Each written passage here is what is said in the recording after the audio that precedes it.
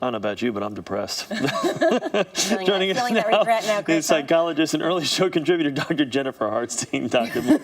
I'm kidding, of course, but boy, you sit back and you say, wow. It gives you a moment to pause and look back on everything you've done, right? Woulda, coulda, shoulda. All right, let's look at this now. The survey of what Americans really do regret. Sure. In this order, the top 5 were romance, family, education, career, and finance. So what does this little snapshot say about Americans today? Well, it really does say we are looking back at our lives and really wondering how we may have done something differently, how we can do something differently. We spend a lot of time in self-reflection and maybe too much. Maybe we're not doing enough to change it. Maybe we're just spending enough time looking back and saying, oh, I wish I had, woulda, coulda, shoulda, instead of what can I do next? All right, let's break these down one by one. We'll start with romance first. The most common regret and how people could potentially reverse. Right. So we think that, think about romance. We always do, as they said in that piece, we think about, well, it was great and maybe it could have been, or that lost love from 20 years ago, maybe I need to find them.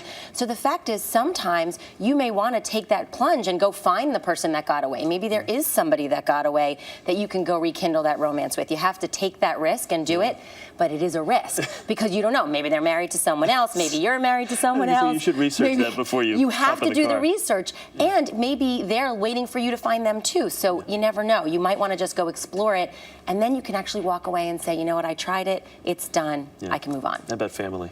Family's tough. There's 2 ways to look at this. One is in a family situation of maybe choosing not to have kids and then regretting that decision.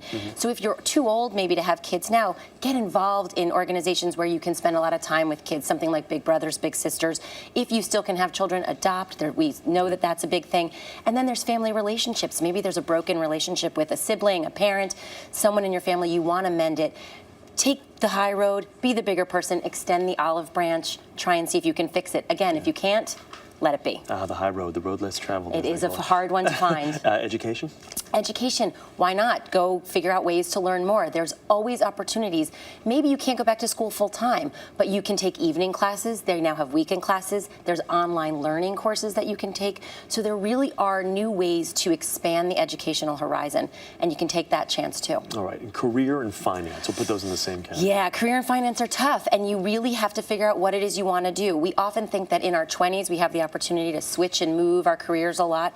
The fact is there are people now, especially in the economic changes, that are changing careers in their 50s and 60s. If there's something you love to do, figure out how to make sure your finances are in shape so that you can switch gears and do something else. It might be what you love, and then you're going to have a great end-of-life career. Why not? Never too late to turn things around. It's never too late to change. I want to show this other graphic that we have here. Interesting to see the difference between men and women. This I thought was very interesting. Men were more likely to have work-related regrets. Women had more regrets with love and family. So what can women do specifically to experience less of regret in the old love category? Right. Well, I think women tend to internalize and take on all of the problems. They really need to take a step back, put it into the bigger context, and recognize that it's not just them in a relationship. There's multiple people.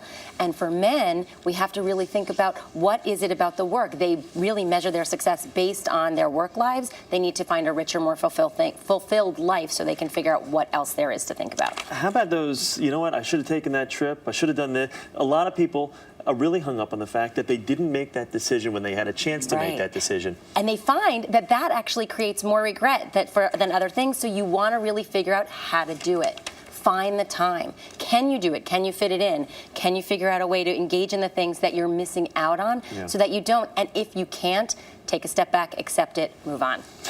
Just accept it. Just accept it. Well, sometimes that's all you can do, right? What's done is done. Sometimes that's all you can do. Otherwise, you're going to be stuck suffering for a long time. All right. Dr. Hartstein, good to see you. Thanks. Good to see you.